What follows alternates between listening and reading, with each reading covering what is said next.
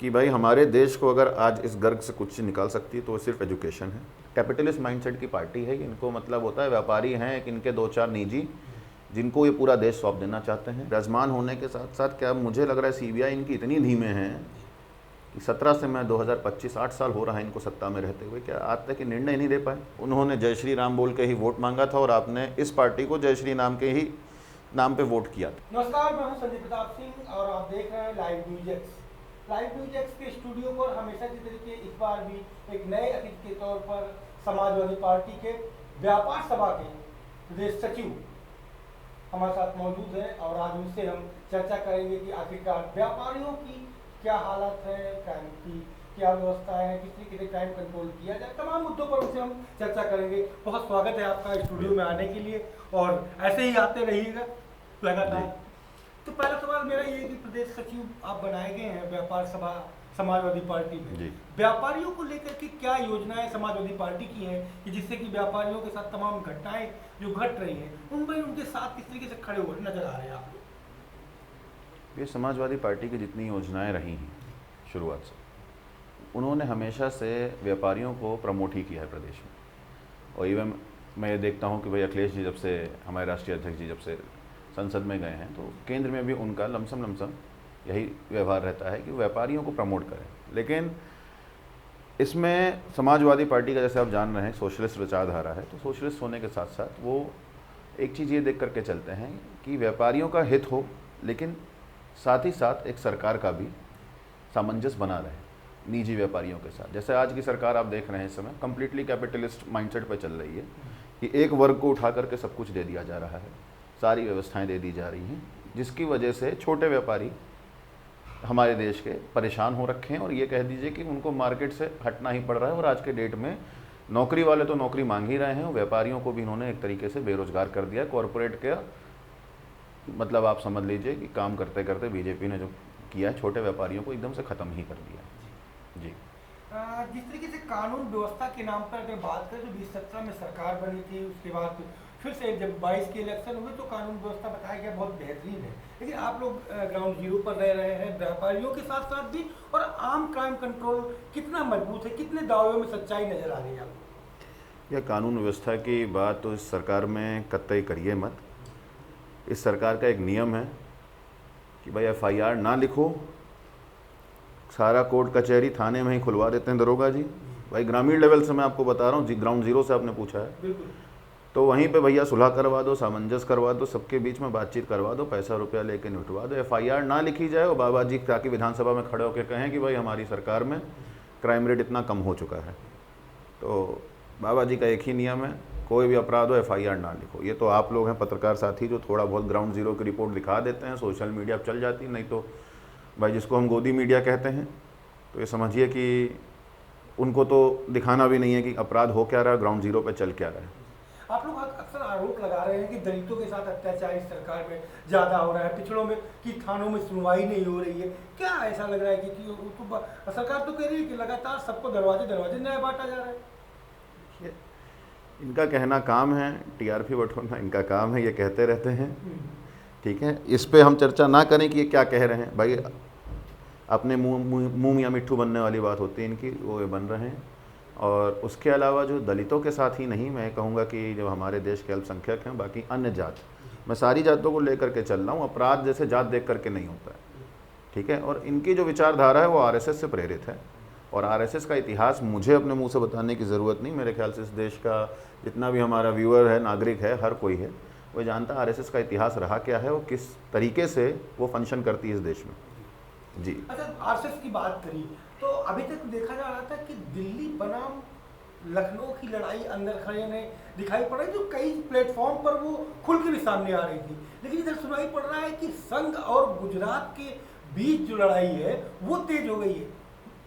ये देखिए, हम विपक्ष हैं, हम संघ के भी विपक्ष हैं और हम गुजरात ये कह लें कि आप बीजेपी को अगर कहना चाह रहे हैं कि गुजरात से हम बीजेपी को अगर रेफ़र कर रहे हैं, तो भाई देखिए ये दो लड़के एक ही माँ से पैदा हुए हैं, इनको ऐसे मानिए, एक बीजेपी एक संघ। अब ये दो आपस में लड़ाई करें, इस पर मेरा कोई टिप्पणी नहीं करना सही रहेगा, क्योंकि मैं विपक्ष में हूँ, मैं इन दोनों के ही खिलाफ हूँ। इनका जब मन चाहता है चुनाव आता है, ठीक है, ये एक साथ हो जाते हैं, देश की जनता को भटकाते हैं, ठीक है, गुमराह करके वोट लेते हैं, फिर ये आपस में सत्ता के लिए मार करते हैं। ये हर जगह रहा है। इनके यहाँ ये परिवारवाद का लांछन हमारी पार्टी पे लगाते हैं, इनके यहाँ आप देख लीजिए, मेरे ख्याल से हमारे यहाँ तो आप 1 या 2 उंगली पे गिना सकते हैं कि जिन पे आप लांछन लगाएंगे परिवारवाद का। इनके यहाँ तो आपके हाथ की 10 उंगली खत्म हो जाएंगे। आप इनके यहाँ परिवारवाद का इतना उदाहरण हाँ, है। परिवारवाद का तो बड़ा आरोप आप लोगों पे लगता है कि परिवारवाद, समाज में परिवारवाद ही है, पीडीए भी परिवारवाद है, लेकिन कुछ परिवारवाद के नाम बताए ना। नहीं, आपको बताइए मुझे एक चीज़, कोई भी व्यक्ति होता है, परिवारवाद मतलब क्या होता है भाई? मैं तो परिवारवाद को इस परिभाषा में लेता हूँ कि अगर एक पिता कमा करके अपने बच्चे की स्कूल की फीस भर रहा है, उसको पढ़ा रहा है, तो ये भी तो परिवारवाद हुआ। इनके हिसाब से ये अपने लड़कों के लिए सब चीज़ करें, ठीक है। इनके यहाँ इंटर रिलीजन मैरिज से लेकर के इनके बच्चों को देख लीजिए, इनके सीनियर नेताओं से लेकर आज तक इंटर रिलीजन मैरिज भी चलता है।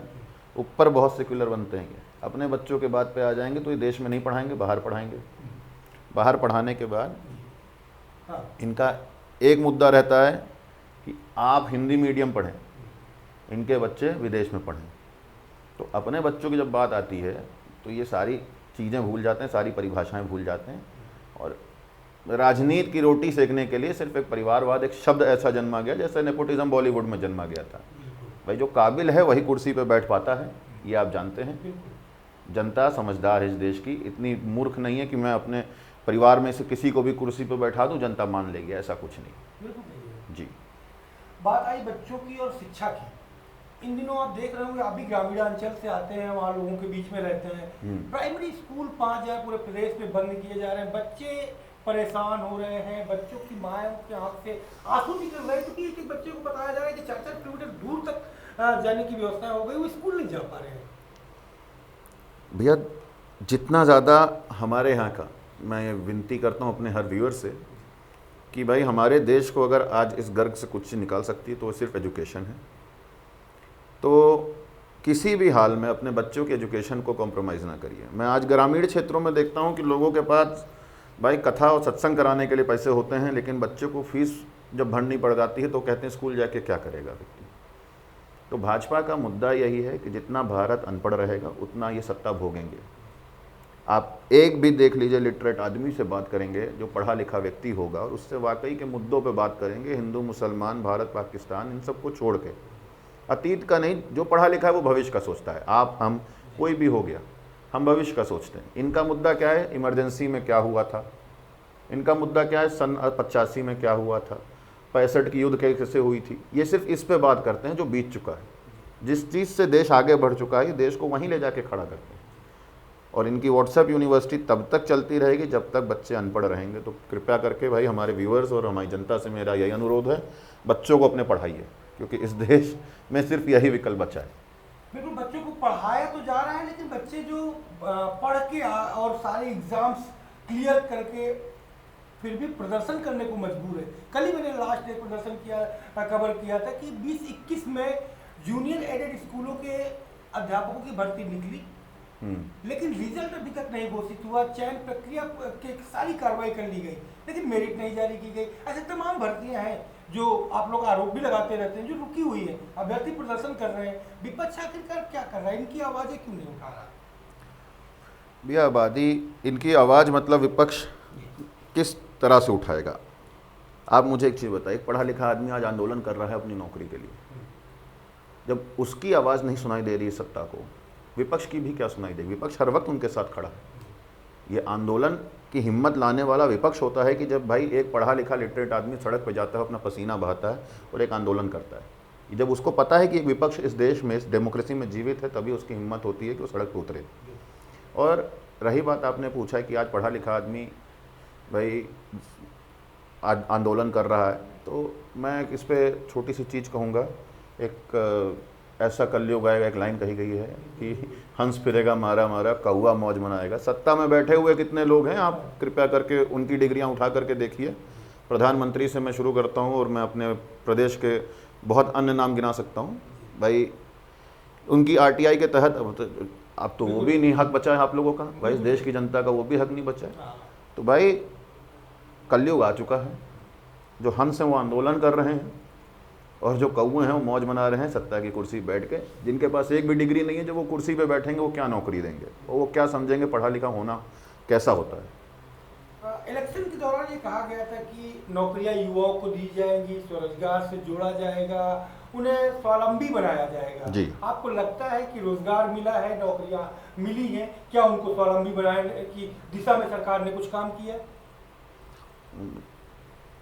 मैंने आपसे यही चीज़ कही, इनका काम है भाई लिटरेसी ख़त्म करो। लिटरेसी ख़त्म करने के बाद, अभी मैं कह रहा हूँ आपसे साल भर पहले एक सवाल उठा था, तो उन्होंने कहा था भाई मेरिट के बेस पे प्राइवेट कंपनियां बच्चों को ले नहीं रही हैं, सिलेक्शन नहीं ले रही हैं। भाई कैसे लेंगी जब आप एग्ज़ाम करवा नहीं रहे हो, रिजल्ट दे नहीं रहे हो, कैसे लेंगी? तो जैसे इनका काम है खाली सब चीज़ एक वर्ग को देना, ठीक है। कैपिटलिस्ट माइंडसेट की पार्टी है, इनको मतलब होता है व्यापारी हैं एक इनके दो चार निजी, जिनको ये पूरा देश सौंप देना चाहते हैं, और हम सब अंग्रेज़ों की जगह अब उनकी इनके यार मित्रों की जो है कि गुलामी करें इस देश की, जो भाजपा चाहती हुई है। और इनका काम है खाली भाई बस बैठ के निजी व्यापारियों से कमीशन बेस्ड पे कुर्सी बनाए रखना, ठीक है। ये नौकरी क्या देंगे किसी को? और जब शिक्षा नहीं दे पा रहे हैं, नौकरी नहीं दे पा रहे हैं, मुझे नहीं लग रहा है कि इसके आगे इनसे हम कुछ उम्मीद कर सकते हैं। कहने को इलेक्शन आता है तो ये हर बार कहते हैं कि भैया ये करेंगे, क्या बोलते हैं, काला धन वापस लाएंगे। अभी 2 महीने पहले, 1 महीने पहले की रिपोर्ट है, 35 गुना काला धन बढ़ गया है। हाँ। भाई मैं आपसे कह रहा हूँ कि कुछ दिन पहले मैं एक पत्रकार थे, मैं उनका देख रहा था कि भाई 2000 की नोट आपने लाई, आपने कारण नहीं बताया, आपने बंद कर दी, आपने कारण नहीं बताया, और आज भी वो नोट आरबीआई के द्वारा लीगल टेंडर पे हैं। 2000 की जो करेंसी छपी थी उसमें करीबन मैं कह रहा हूँ 7 से 8 हज़ार करोड़ रुपए कुछ मिसिंग भी है। हाँ, मिसिंग है, मिसिंग भी है, वो करेंसी वापस नहीं आई है इस देश में, और वो टेंडर लीगल आज तक कर रखे। तो इनके पास किसी चीज़ का जवाब नहीं है। कॉरपोरेट हमारे देश को चला रहा है, कुछ 2-4 व्यापारी हैं, एक वर्ग है जो देश को चला रहा है, वो देश को बेच रहा है, और वो इनको सिर्फ कठपुतली के रूप में कुर्सी पे बैठा के रखा है। और जिस दिन देश की जनता की आंखें खुलेंगी, ये सत्ता से हटेंगे, और ये जो एक तानाशाही वाला रूप इनका है वो इनका रूप सामने आ जाएगा। तो जाहिर सी बात है इसी चीज़ के लिए हम विपक्ष होकर के लगे हैं कि जनता की आंखें जागरूक हों और जल्दी जल्दी खुलें। बिल्कुल। मेरा अगला सवाल ये है कि जेपीएनआईसी और गोमती रिवर फ्रंट को लेकर के आप लोग आरोप लगाते हैं सरकार पे कि उपेक्षित है, लेकिन सरकार का दावा है कि इन सब की सीबीआई जांच चल रही है, इसलिए आपके पार्टी के राष्ट्रीय अध्यक्ष को बबुआ कहा गया और इसलिए बबुआ चिल्ला रहे हैं। तो भैया मेरे ख्याल से 2017 से योगी जी कुर्सी पे विराजमान हैं। तो विराजमान होने के साथ साथ क्या मुझे लग रहा है सीबीआई इनकी इतनी धीमे हैं कि 17 से मैं 2025 8 साल हो रहा है इनको सत्ता में रहते हुए, क्या आज तक निर्णय नहीं दे पाए। देखिए जांच बैठाना हो, मैं आप पे जांच बैठा दूँ, आप मुझ पे जांच बैठा दीजिए, सिद्ध कर पाइए उस दिन बात करिए। रिवर फ्रंट माननीय राष्ट्रीय अध्यक्ष जी का एक प्रोजेक्ट था, उनका एक ड्रीम प्रोजेक्ट था, उन्होंने बनवाया। अगर आज उनके इस प्रोजेक्ट को इन्होंने कह दिया सीबीआई जांच में डालो, और इसके बाद ये कुड़िया घाट की तरफ सेम प्रोजेक्ट कॉपी करके बना रहे हैं। इनका काम है, देखिए अखिलेश जी ने मेट्रो बनवाया, दोबारा उद्घाटन करवा के फीता काटा इन्होंने, एक्सप्रेसवे का टेंडर दोबारा करवा करके अपने व्यक्ति को दिलवाया, उसके बाद फीता काटने पहुँचे। अखिलेश जी के रिवर फ्रंट को बता देंगे कि ये भाई सीबीआई जाँच हो रही है, इसमें भ्रष्टाचार हुआ है, और सेम प्रोजेक्ट ये कॉपी करके खुद बनाएंगे। रही बात जेपीएनआईसी का, जेपीएनआईसी एक अपने में ही मैं कह दूंगा कि इंडिया में नहीं बल्कि एशिया में ही एक अपने में ही एक ऐसा प्रोजेक्ट था कि मुझे लगता है कि बहुत कम ही ऐसे नेता हो सकते हैं जो इतना विजन रख सकते हैं जेपीएनआईसी जैसी एक बिल्डिंग को बनवाना, ठीक है। और अगर वो आज की डेट में मैं कहता हूं कि उसका उद्घाटन हो जाता है तो प्रदेश की जनता मान जाएगी कि अखिलेश यादव जी का जो विज़न है वो आज से बहुत आगे है। तो ये सिर्फ उसको रोकने के लिए, उसको सिर्फ और सिर्फ ये रखने के लिए, भाई किसी चीज़ में सिद्ध नहीं कर सकते। जांच बैठानी है, हर चीज़ पे जांच बैठा सकते हैं, हम पे बैठा देंगे, आप पे बैठा देंगे। आप अभी कुछ अच्छा सा न्यूज़ पे चला दीजिए, मेरे ख्याल से आपके ऊपर भी जांच बैठ जाएगी। बिल्कुल सही है। जी जी, सिद्ध लेकिन कुछ नहीं होगा। इनका काम है खाली जांच बैठाना। 8 साल हो रहा है, बाबा जी इतने मजबूर तो हैं नहीं कि कुछ भाई सीबीआई से कोई निर्णय दिलवा ना पाए। अगर कुछ भ्रष्टाचार होता 8 साल में दूध का दूध पानी का पानी हो चुका होता। बिहार की सियासत में इन दिनों बड़ी उथल पुथल मची हुई है, खास करके निर्वाचन आयोग के जो फैसले आए हुए हैं उसको लेकर के कल काफ़ी मार्च भी किया है, राहुल गांधी ने मार्च किया, आप लोगों का समर्थन था, तेजस्वी सड़कों पर निकले। तो इस पूरे स्वरूप को किस तरीके से देख रहे हैं? भैया इलेक्शन कमीशन, अगर मैं कहता हूँ कि कभी उसको इंडिपेंडेंटली काम करने देती, जैसे आज तक की डेमोक्रेटिक सरकार में हमारे यहाँ रहा है भाई, कांग्रेस इतने समय से रही, इवन मैं कह रहा हूँ इनकी पार्टी की भी कभी कभार सरकारें जब रहीं, भाई अटल बिहारी वाजपेयी जी जब प्रधानमंत्री थे, तब भी उन्होंने कभी भी इस देश की नींव को कभी मतलब तोड़ना नहीं चाहा।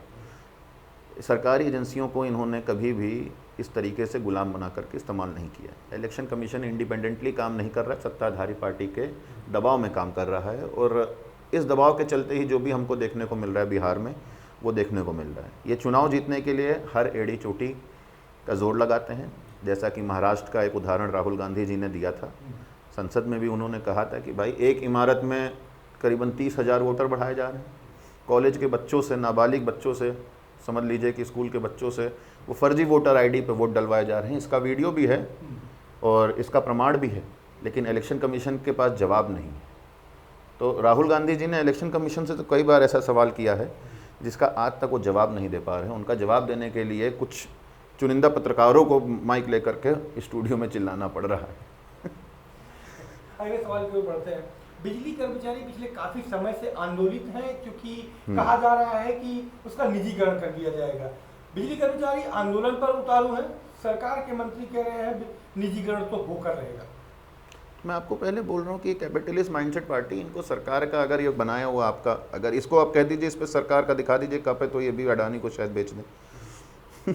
मैंने एक व्यक्ति का नाम भी ले लिया, तो शायद इनका काम था भाई, मैंने बिजली कर्मचारी के ऊपर आज आ रही है कोई बात कि आज इनकी जब नौकरी पे आई है तब आदमी की आँख खुली है, लेकिन मैं तो तब से देख रहा हूँ कि जब से मैंने, तब भी भाई इसमें विपक्ष में रहते हुए इसके खिलाफ आवाज़ उठाई थी कि जब बिजली मीटर को लगवाना गांव-गांव में, ग्रामीणों में, हर जगह पे बिजली मीटर लगवाना भी एक निजीकरण के हिसाब से टेंडर किया गया है, ठीक है, और टेंडर के थ्रू उसको लगवाया गया। उसमें कितना भ्रष्टाचार है वो भी अगर हम आज की डेट में फाइलें खोल के बैठेंगे तो साफ साफ दिखता है।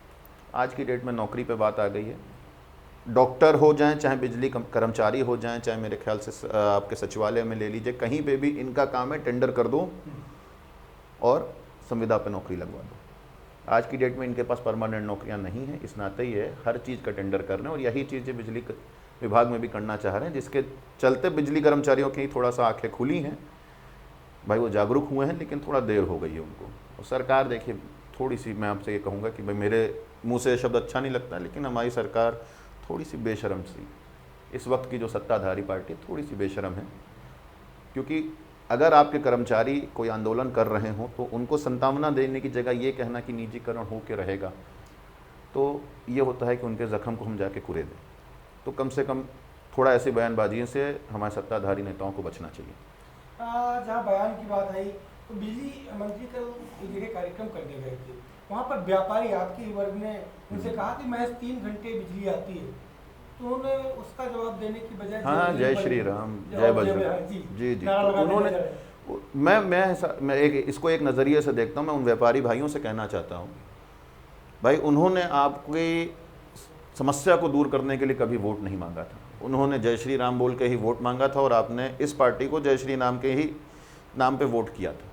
तो अगर आज आपका मंत्री आपको जय श्री राम या जय बजरंग बली के नारे पे आपकी परेशानी को अवॉइड कर रहा है, इग्नोर कर रहा है, तो ये आपकी गलती है, और आगामी चुनाव 2027 में इसको सुधारें, ठीक है। और एक ऐसी पार्टी जिसने अपना शायद मैं कहता हूँ पोर्टफोलियो कह लीजिए, या मेन नारा ही था कि काम बोलता है, समाजवादी पार्टी का, उस सरकार को आपने इग्नोर करके जय श्री राम के नारे को चुना था।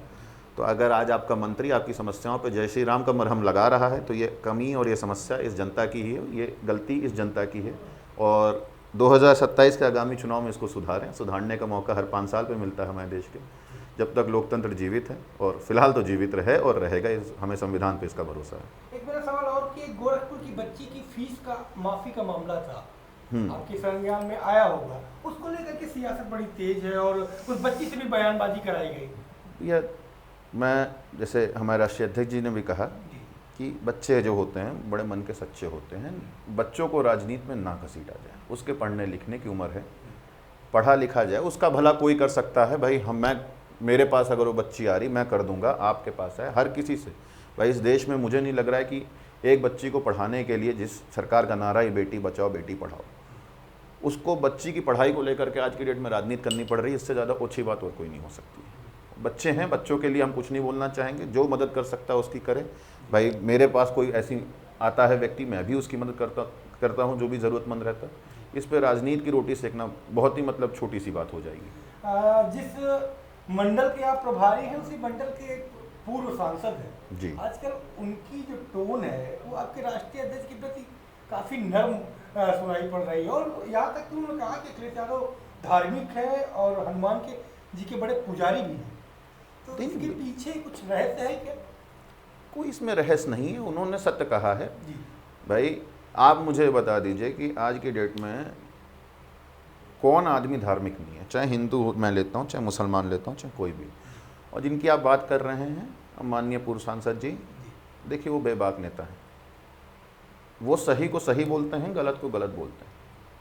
वो सत्ता का मुंह नहीं देखेगा, वो आदमी व्यक्तित्व का नेता है। मैंने उसको देखा है जब अभी कुछ दिन पहले भाई उनके ऊपर एक लांछन लगा था दिल्ली में, काफ़ी बड़ा लांछन लगा था उनके ऊपर, तो उस वक्त भी उस आदमी ने अपना लहजा नहीं बदला था। जो उस बात सही थी उस आदमी ने सही बोली और पूरी मीडिया के सामने बोली। तो वो व्यक्ति जो बात कहता है वो सही कहता है, साफ दिल का आदमी है, साफ चीज़ कहता है। ठीक है, अगर वो राष्ट्रीय अध्यक्ष जी को धार्मिक कह रहे हैं और ये कह रहे हैं बजरंगबली की पूजा करते हैं, तो वो उनके भाई मैं कहता हूँ हमारे राष्ट्रीय अध्यक्ष जी और वो एक साथ के हैं। माननीय नेताजी के भाई संरक्षण में दोनों लोगों ने राजनीति भी एक साथ की हुई है, तो वो बेहतर जानते होंगे इस चीज़ को। और देखिए धर्म का कोई पार्टी ठेका नहीं ली। आज की डेट में हम विपक्ष के हैं, हम भी पूजा पाठ करते हैं, मैं भी देखिए ओम पहनता हूँ, ये देखिए। तो क्या मैं बीजेपी का नहीं हूँ तो मैं नॉन धार्मिक हो गया? ऐसा तो है नहीं। तो धार्मिक लोग हर उसमें हैं। हिंदू का ठेकेदार बनना चाहते हैं ये, अगर एक टेंडर निकल सकता धर्म का तो मेरे ख्याल से बीजेपी सबसे पहले कम्पीट करती उसमें। तो समाजवादी पार्टी के प्रदेश सचिव प्रखर सिंह कलहंस क्या अपना 27 को लेकर के क्या विजन है, क्या एजेंडा है, हमारे व्यूअरशिप और आपको चाहने वाले ये भी जानना चाहते हैं। आप लोग से अनुरोध बस इतना है, हमारे व्यूअर्स से, हमारी जनता से, कि आप अपनी गलती सुधारें।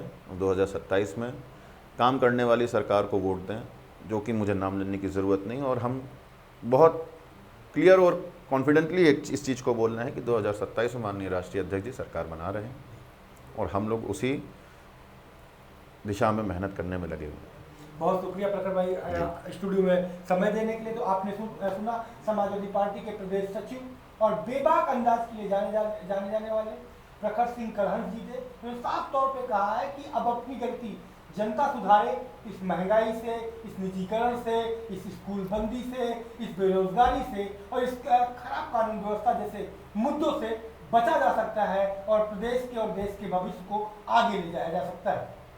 अब तक के लिए नमस्कार। आगे फिर हमसे बने रहिएगा और देखते रहिएगा हमारे साथ खास मेहमानों से बातचीत।